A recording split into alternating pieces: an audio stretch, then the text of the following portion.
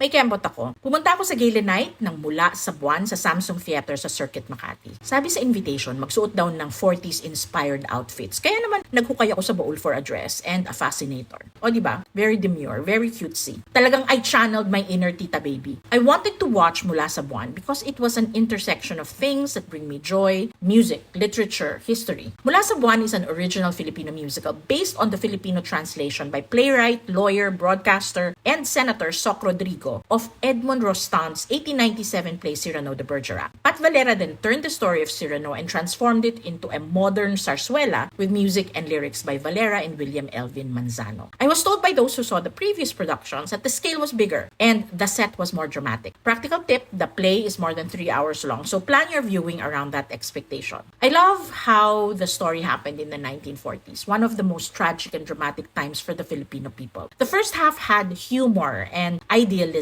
and youthful arrogance even. And the moment the war broke out, you could see the stark difference, how everything became tragic and painful. I don't want to give you any spoilers, just feelings. Bilang taong matagal nang tumatangkilik ng live theater, sa teatro, happy is happier and sad is sadder. Maraming times na I laughed out loud and by the end, I was holding back tears. What people may not know is that the main character, Cyrano, was based on a real person who lived in the 1600s. Savinien de Cyrano de Bergerac was a novelist, a playwright, and an eccentric. You can even find his ancestry online because he was an aristocrat. The real Cyrano studied philosophy, wrote poems and plays. He also wrote a book that may be described as science fiction, but was devoted to philosophy and satire. The book included stories about voyages to the moon and to the sun. Translated, the book title was The Other World, The States and Empires of the Sun and the Moon. Doon na rin siguro kinuha yung title ng play na Mula sa Buwan. Ito ay kwentong nag-umpisa sa France, totoo, pero ang puso ng pagtatanghal dahil na rin sa titik at boses at silakbo ng damdamin ng mga artista ay Pinoy na Pinoy. Yung buwan ay metaphor, talinhaga ng lahat ng ninanais natin sa buhay para sa ating sarili at sa ating mga minamahal.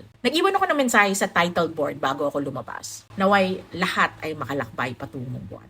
O diba? Meow meow.